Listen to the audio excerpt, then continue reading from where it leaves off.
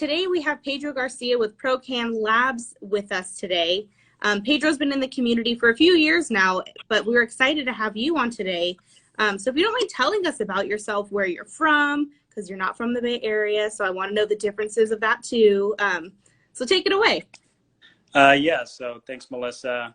Thank you to the Chamber, first of all. But yeah, so I'm originally from San Diego, but I also represent Tijuana, Mexico. That's where my family's from as well. So definitely what we call a bi-city kind of living, international living. So definitely spent a lot of time in Mexico and San Diego. And 5 years ago, I moved up for an opportunity with the city of Concord. And it's been an exciting adventure, to say the least.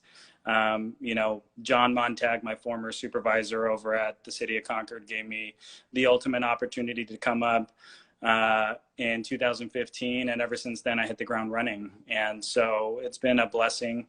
It was a scary opportunity. I had no idea what I was getting myself into. I knew very little of Concord, but strategically speaking, it was a very well-positioned city, and I did my own research and ended up being one of the best decisions of my life. So I owe a lot to the city of Concord and John Montag. So really appreciative of that. And I know Brian's watching. He's a former supervisor of mine as well. So really appreciative of all the things that him and I were able to accomplish in our years working together as well. So, but yeah, it's been a great ride working alongside you guys as well over at the Chamber. Just everything up here has been just so much fun. And, bought my first house up here, got married up here. Everything has just been falling in line really good. And it's all thanks to, all the great people I surround myself with. That's awesome. So now you have roots here as well. Epidemic Ales is shouting you out, saying you helped them so much when they first opened. And I can attest to that too. We saw that happening as they were trying to open. So thank you for helping one of our breweries open. Yeah, no, Epidemic Ales, Aaron, the team there, Holly, everyone, I love them. They're, almost like an extended family to me.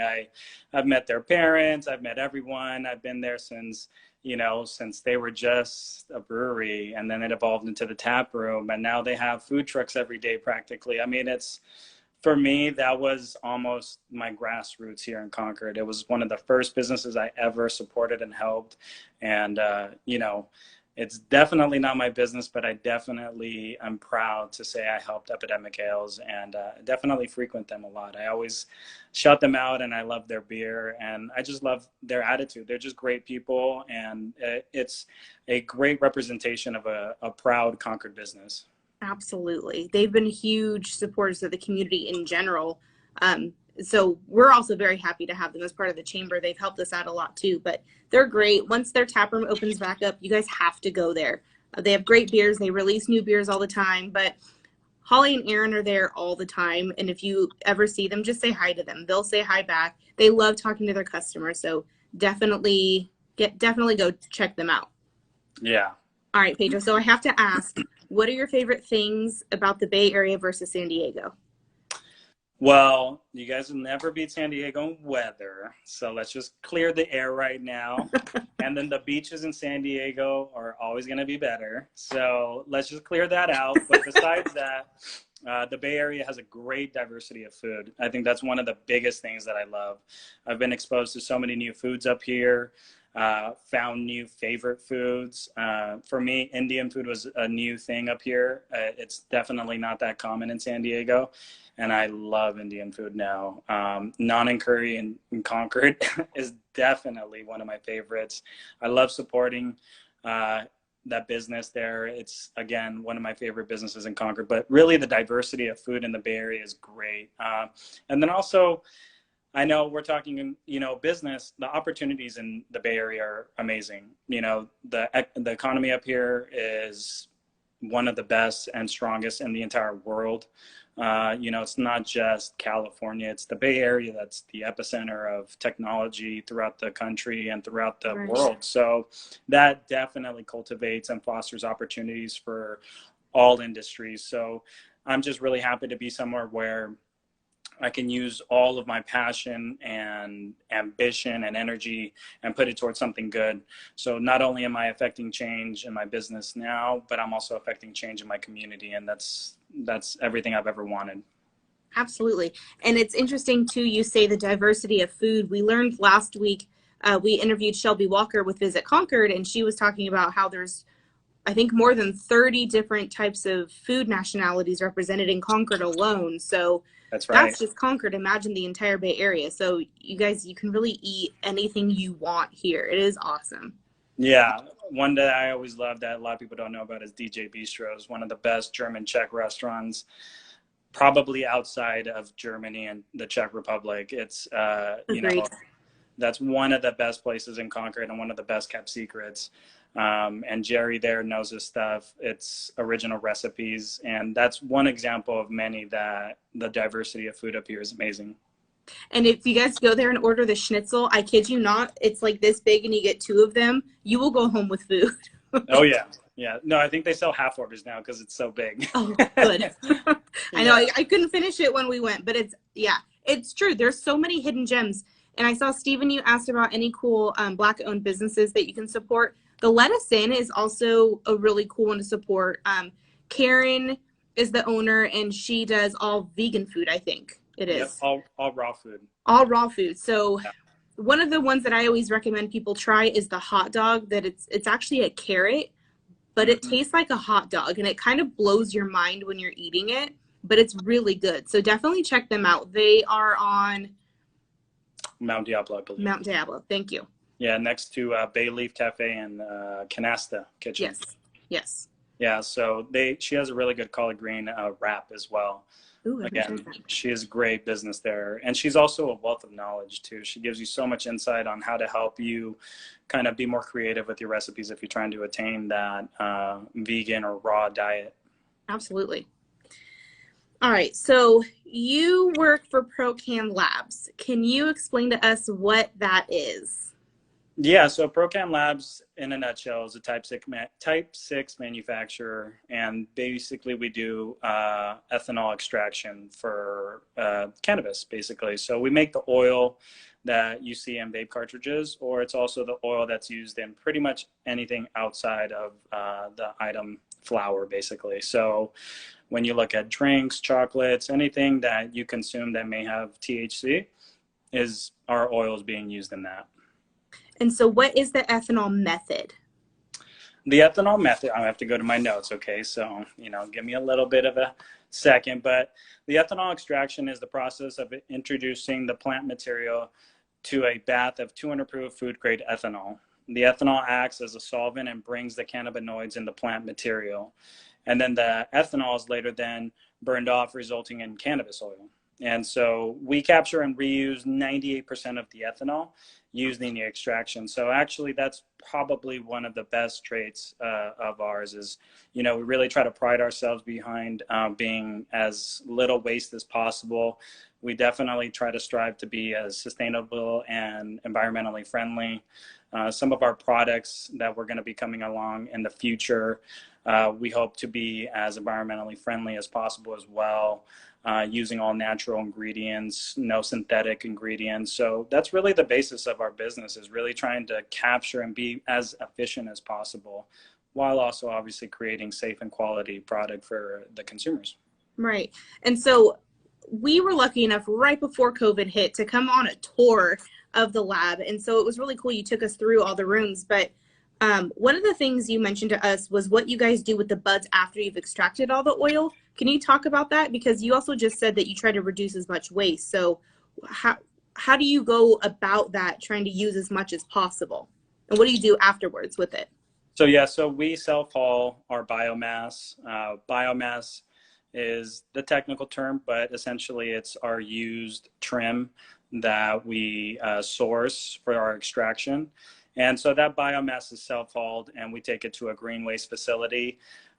It's been used in other methods, such as like pig feed, but it's sometimes difficult to get it to the pig feed farms because sometimes there's limitation to the amount of quantity that we have sometimes, because we do process quite a bit. We have the ability to basically process up to 4,000 pounds of biomass a week. at our facility. So that alone could practically almost supply the entire industry in California. And actually, currently, we just got a report that says that we supply approximately 41% of all legal oil in the state of California. So that's definitely a nice chip on our shoulder and a feather in our cap for us. And we're proud to be making that oil in Concord. That's awesome. So you mentioned extraction. What exactly does that entail when you're extracting the oil? So basically, we're bringing the cannabis plant material and cold washing it with food grade ethanol. And basically, you want to have the ethanol absorb the cannabis plant, all the good stuff. And then essentially, we're then taking out that material from the alcohol and then creating the oil. Again, I'm using as layman terms as possible, but that's in a simple form what we're doing there. There's a lot of science behind this, guys. You'll walk in and it truly looks like a science lab is going on. It's really cool. And once we can get out and shelter in place is lifted, Pedro and I are already been talking about it. We will do a young professionals tour of the lab so you guys can also see all this. I highly recommend it. It's awesome to see the process that goes into it. So once you have the oil, what type of products do you make from it? And what sets those products apart, and your oil specifically, apart from others in the industry? Is it because it's so pure? What does that look like for you guys? Well, as I was mentioning to you earlier, the products that can be made by this, so we currently don't make end consumer products yet. So we will be. We're actually first going to be venturing into a CBD line. So we've been doing, that's basically what we've been doing for the past 3 months during the shelter in place, is trying to inform and educate ourselves as much as possible with CBD so that we can come out with a very, very high quality CBD line for basically the world, because CBD isn't really limited to the restrictions that cannabis is. And there's a lot of great properties in the cannabis plant that are legal. So a lot of people don't realize that hemp and cannabis are the same plant. It's just different properties in it. And so we'll be coming out with a CBD line in the future. But going back to your question, everything is made out of oil, basically. If you're not smoking it like a pre-roll or just buying bulk flower, you're using it in chocolates, gummies, tinctures, you're using it in beverages. Every single thing that you can think of, the oil is used. So it's really the foundational ingredient for pretty much every single item in the market. And so that's what's great about this oil, is that it can serve so many purposes. And so our product, what we strive to be, is not only efficient for the bottom end on operational costs and just good business practice, but we're also ensuring safe, quality material. Not only do we test our biomass before we run it, we test the oil afterwards, and then we test it again when we sell it. So it's being tested 3 to almost 5 times before it even gets to the consumer. So that in itself is why people should be buying legal cannabis products. A lot of conversations have been around, Vapegate a few months ago and the black market. It's really about finding a safe product. You wouldn't go buy a beer from a street corner. You would want to go to a liquor store. You'd want to go to Epidemic Ales, where you can ensure that you're getting a safe quality product. That's what we do. We make sure that every single drop of oil that leaves our facility is tested to the full extent, and that there's no metals, there's no pesticides, there's nothing contaminating that oil, so that we can assure our buyers that when they provide their consumer product to their consumers, basically to their retail outlets, that it's very safe and no one is going to get hurt. So that's what we really, really strive on. And that's what we'll strive on with CBD. And that's what we'll strive on with whatever else we do. Yeah, that definitely sets you guys apart, the process. How long is that process from the time you get the flower and the buds to the time that you've tested it and it's ready to go out? We can do it in about a week. Okay. Yeah. That's a It fairly just quick depends. I turnaround. mean, there was obviously plus or minus a few days because of testing and turnaround times. But all in all, we can process high amounts of volume of oil in about a week. Wow. So you also mentioned you are coming out with a CBD line. Do you think you'll ever have a storefront in Concord? You know, the storefront is definitely something we're interested in. We definitely are very thankful, first and foremost, for having even the opportunity to be the first and only operating cannabis business in Concord. It's been a pleasure working with Concord, but you know, we're definitely going to be looking at that. If not a lot of people know, that's going to be part of a RFP process. So it's going to be a competitive bid process for that. So, you know, as much as we want it, doesn't mean we're going to get it. So it's a very hot business that everyone wants to get into. And as most people know or may not know, most cities in in the state of California don't allow much cannabis activity. Right. And so when you're looking at percentages in the state, it's very, very little. And so in a big picture, that creates a bottleneck in the industry. That's really the challenges that we're facing right now, is that most businesses, or most cities, excuse me, are allowing more of the ancillary stuff like cultivation, manufacturing, distribution, but they're so wary and scared of retail. And so it's creating a bottleneck where you have this mass supply in manufacturing and cultivation, but very few outlets to deliver the end product to the consumer. So definitely thinking about that, but we'll also be striving for delivery service as well. So hopefully we can get that too. And so hopefully we can be a fully integrated business. So being a manufacturer here in Concord, you know, we've opened up to cannabis over the past few years. So what's that process been like for you guys, going through the ordinances and getting the zoning right and getting the permits to be able to operate the way you are today? Yeah, no, it's definitely the biggest thing with that is it's difficult being the first one. You know, cities are very nervous. It's intimidating to take on this process. And so we're all figuring it out as we go, both concurrently with the city and ourselves. So that's a big challenge of in itself.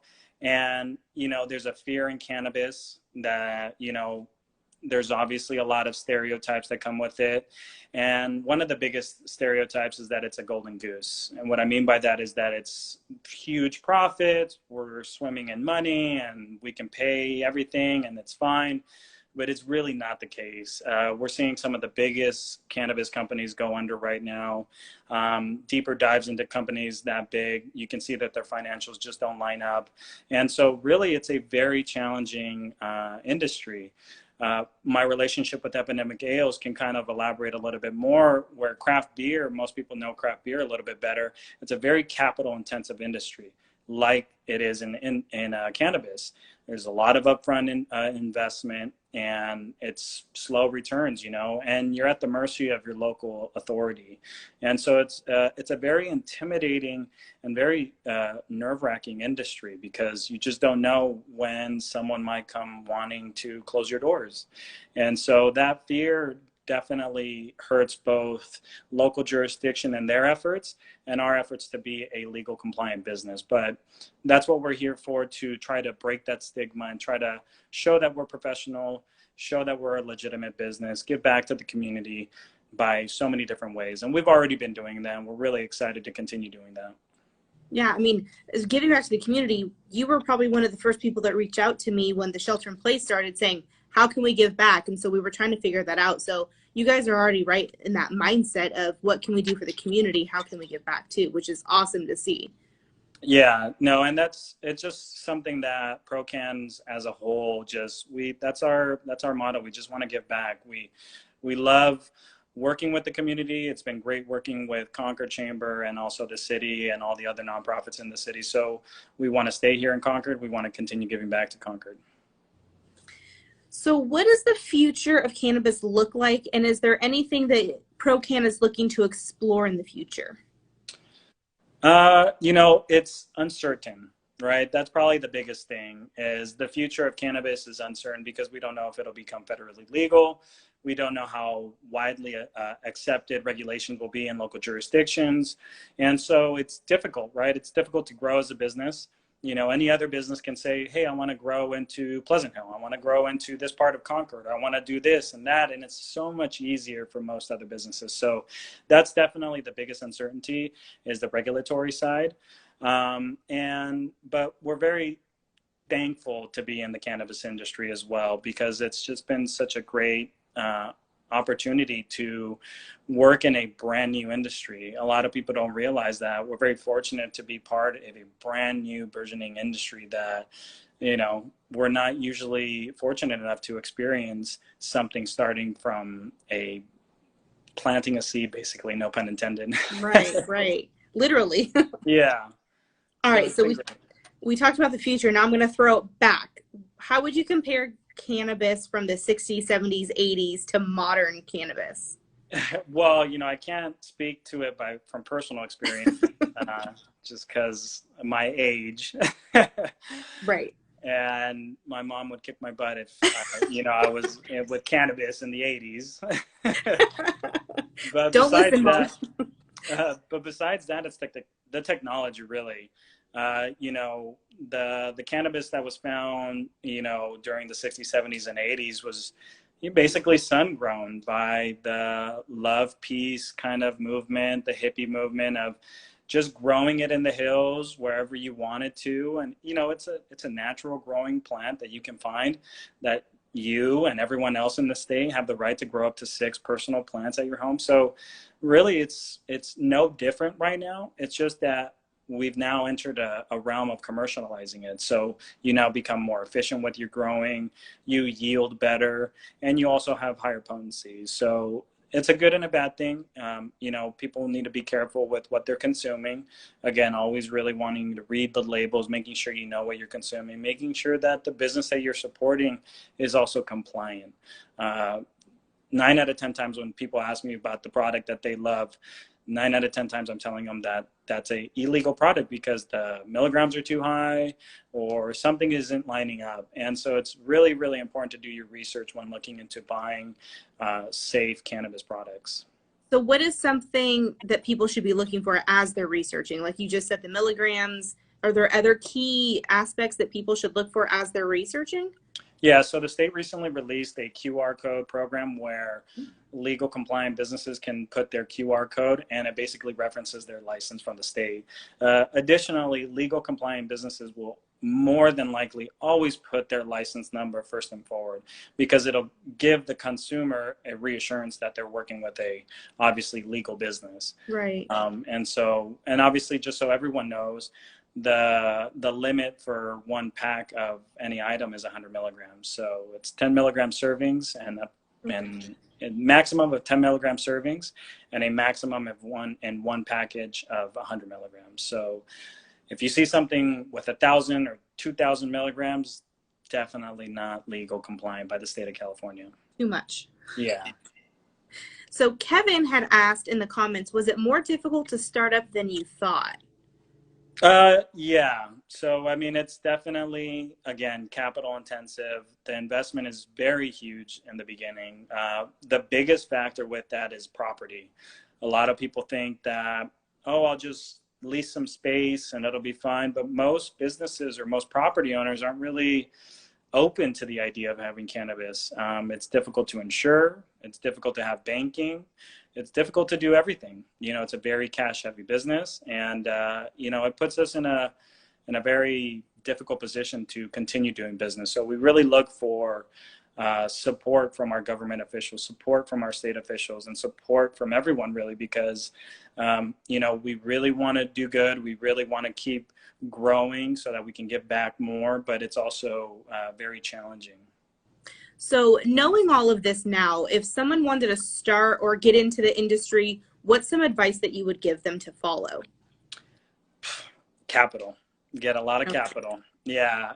Capital, and also know the market, know what you want to get into. I don't want to say it's saturated, but it's definitely, It's kind of like the craft beer industry, right? All of a sudden now there's craft beer everywhere. So how do you separate yourselves and how do you stand out from everyone else? So that's the secret sauce to everyone's success in every industry, is what separates you from the competition. And so we've been fortunate enough to have a very efficient operation and yielding some of the highest, most consistent, safe quality oil in the market. And so that drives buyers to our business, and hopefully we can then translate that into our CBD line, and if we're fortunate enough to get a delivery license, into that as well. Makes total sense. So who do you sell your product to? Who is buying your oil?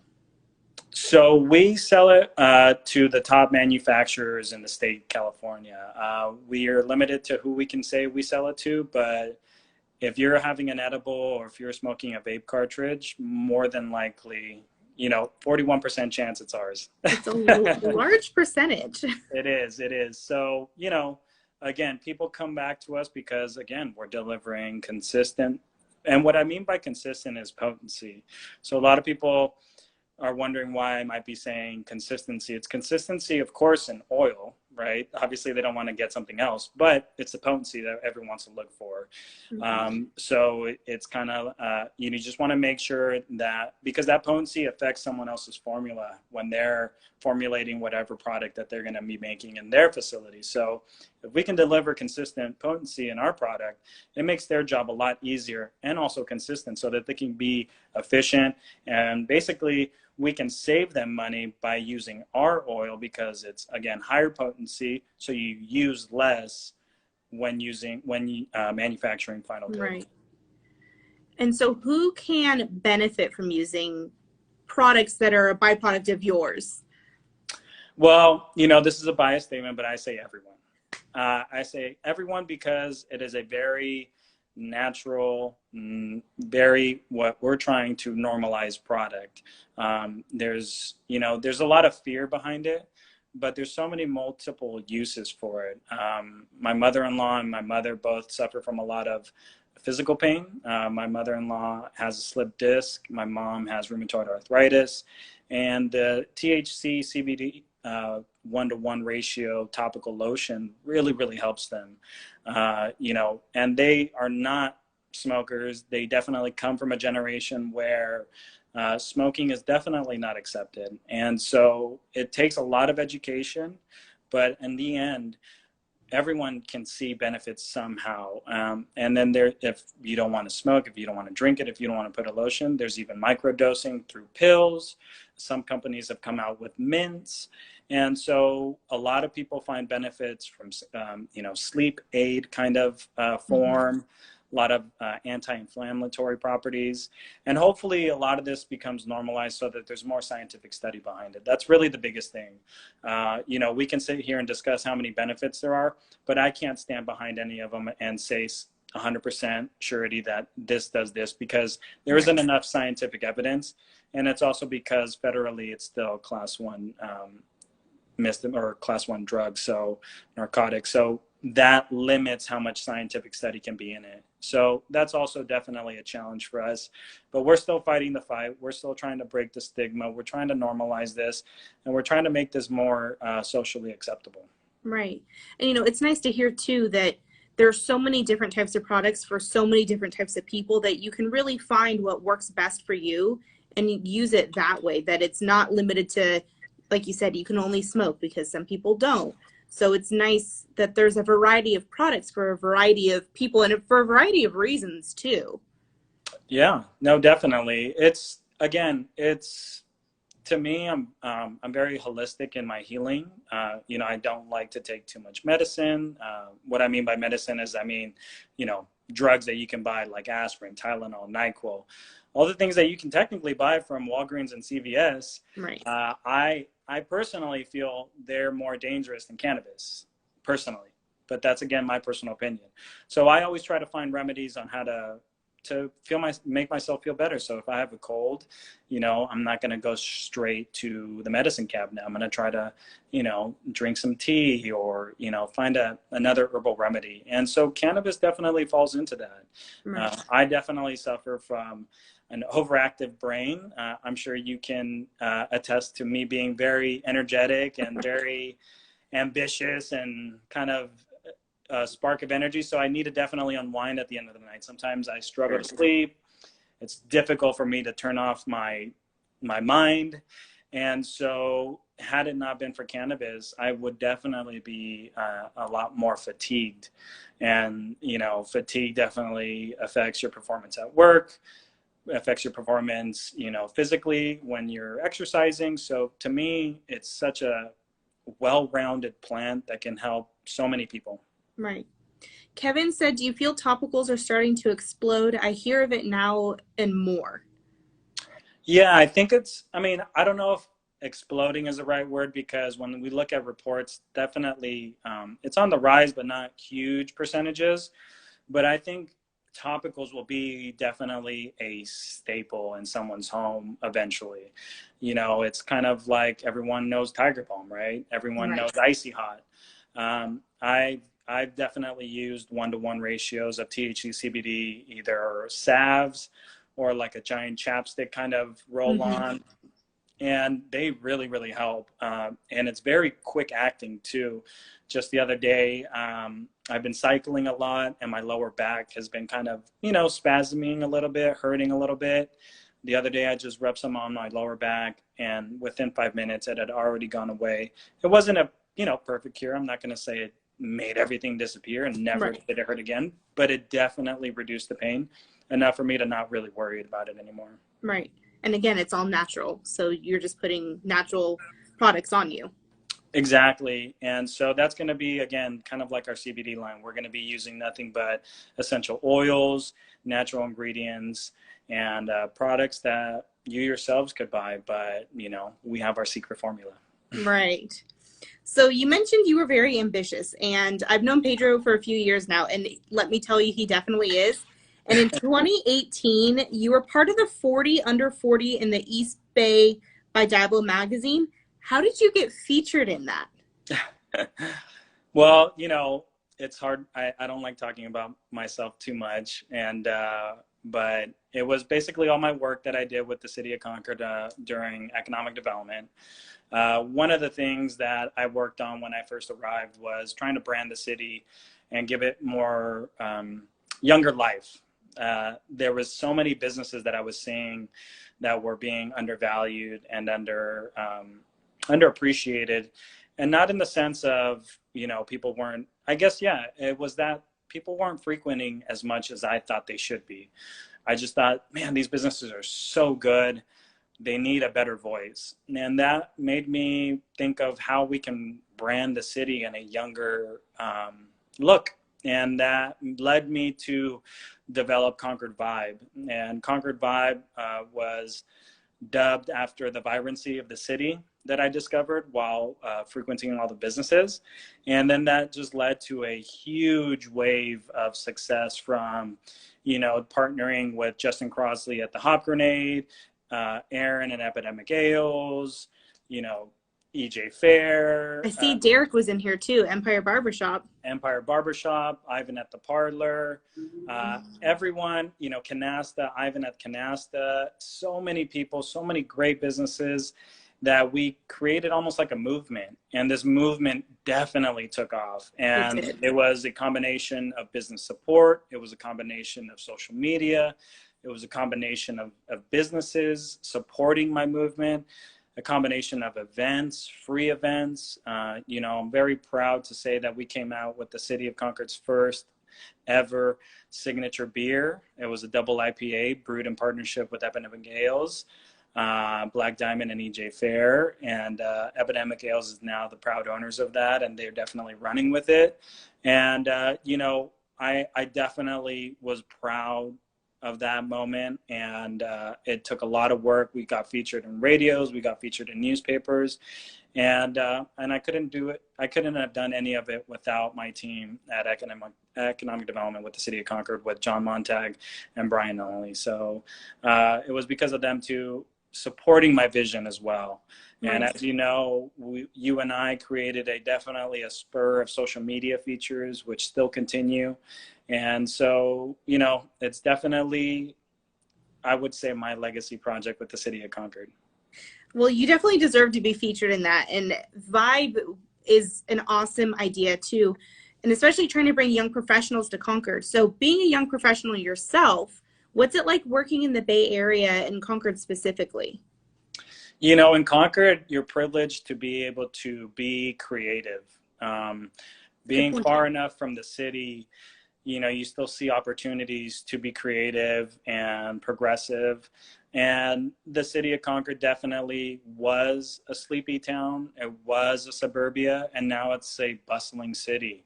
You know, you go to Todos Santos Plaza, there's people everywhere, obviously pre-COVID, but still now you still get a lot of you get a lot of frequency of businesses in there, everyone going there and supporting them. And Concord is such a proud town. You know, that was one of the first things that I noticed when I arrived here. Was my first event that I ever went to here was the 4th of July parade. And just seeing the energy and all the pride that the city had invigorated me. and that just translates so well. And you're able to be yourself here and be successful with being yourself. And that's always served me very well. And it's awesome being a young professional in Concord. You know, you're able to almost rebrand yourself and try something new. And it's so much fun. It's like a blank canvas. It is. And it's also fun too when we get the young professionals together and we can all talk and collaborate. Again, I've known Pedro for years and we've had many discussions about what's going on, businesses, what can we do? So you're right. I think that sense of pride too in Concord is something that we do strive on. Yeah, definitely. And, you know, it stems from cities, staff, to businesses, to owners, to property owners, to developers.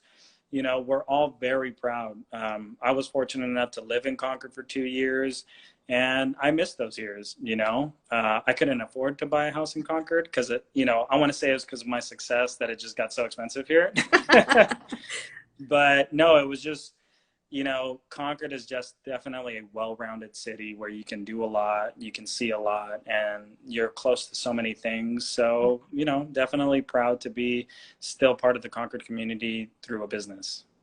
So what do you hope to achieve in your professional career? You know, I think short term for sure is breaking the stigma of cannabis. It's one of the biggest reasons why I entered the space. It's one of my biggest goals in life is to just make it more socially acceptable. Over the years, it's definitely been a secret of mine, and obviously now the cat's out of the bag. And you know, it's funny. The second I moved careers, just this wave of people accepting me on so many different levels was really amazing, and it was really heartwarming because it's almost like you have this secret in you that you're so scared to talk about. And right.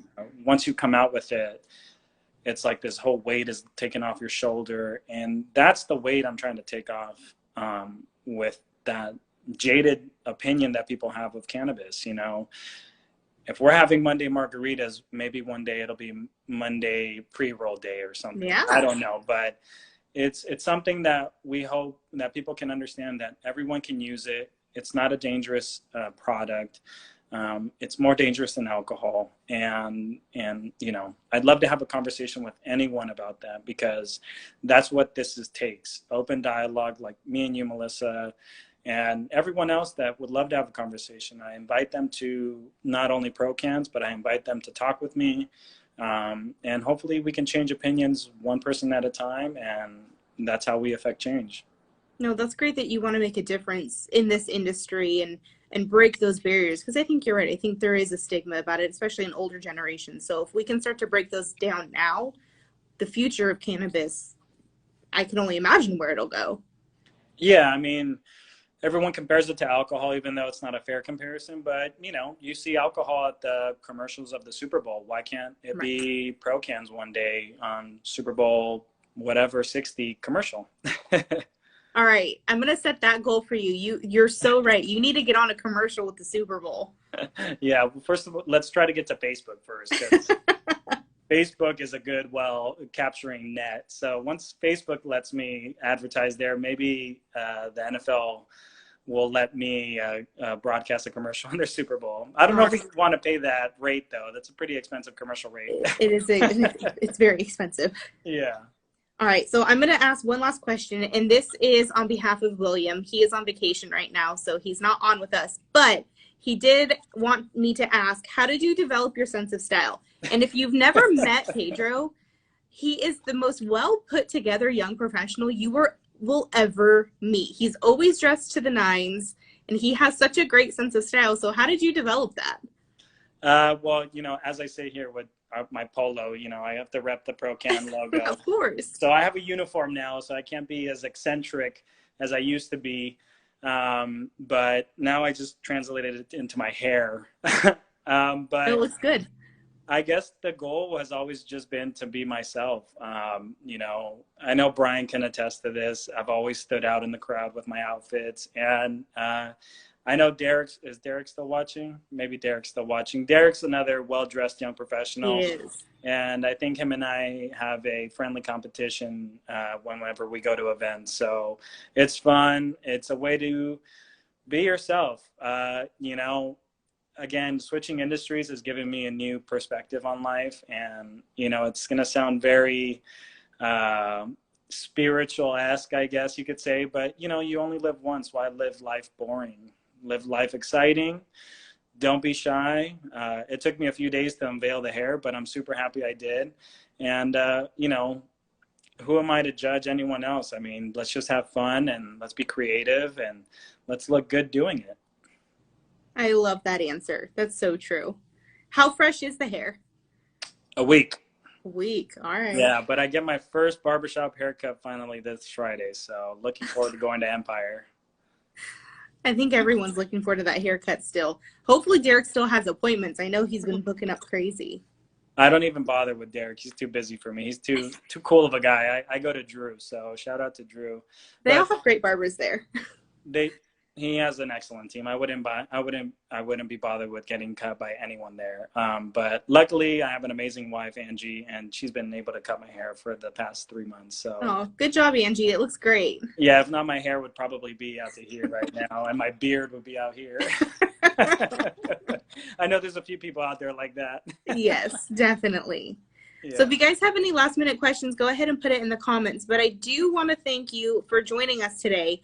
We will do a meetup at your place when we can, because I think it's also, for me, it was really interesting to go through each of the rooms and learn what each of the steps of the process is. And even just seeing everything, like I said, it really does look like a lab, like a science lab, with all the tubes and the different colors of the oils and what that means and what you look for. So it's cool to kind of get that behind the scenes, because a lot of times you just see the end product, but going through that process, I think, will help people understand what truly the product is and how pure it is. Yeah, no, it's going to be a great tour for anyone to join us. And again, we are open to anyone visiting. You know, we would love to have people come in and learn about this in a safe environment. You know, there's obviously all these horror stories of how people operate in other places, but like you said, we are a science lab. You know, everyone's wearing white coats. We have scientific equipment. Everything is formulated exactly. Temperatures are dialed in perfectly. Everything has to be perfect for it to happen safely and to produce a quality product. So it's exciting, and I'm super happy that you were able to join us, Kevin as well, and William as well. I can definitely see your guys' face of, oh my God, what is this when you got there, because I know you were expecting something else, and it's okay, right? We're there to change people's opinion on it, and we're really happy to be doing that, and it's really exciting to be fortunate enough to doing that in Concord. And I think that's the coolest part too, is that it is here in our own backyard, that we have such great things going on in manufacturing, and it's not just retail and restaurants all the time, but we have these really cool back end businesses that are here. And I think a lot of people don't know that. Yeah, no, I mean, not only are we a very unique business, but I know that the city of Concord in itself has a huge diversity of businesses. Obviously, I know that from my previous work in the city. And, you know, the city definitely has a very, very good local economy, and it's supported by its council. Council definitely supports businesses. We definitely want to continue growing in the city. And if they give us the opportunity, we definitely want to continue growing here and hopefully be here for a very long time. And I know I want to keep my roots here. So as long as I'm part of the team, we'll stay in Concord. Well, we look forward to you staying here. And again, we look forward to another tour. But if there's no other questions, we will sign off. Thank you again, Pedro, for joining us. If you guys have any questions about ProCans too, go onto their website. They have a plethora of knowledge on their website and what they're all about and their mission and different interviews. So definitely go procanlabs.com. Yes, procanlabs.com. Sorry, I was looking through the comments right now. Definitely go visit. You'll learn a lot from them. And like Pedro said, you can even reach out to him and he'll be more than happy to explain things to you. Yeah, and again, I see Epidemic Ales putting really interesting, looking forward to a future meetup, maybe a future collab.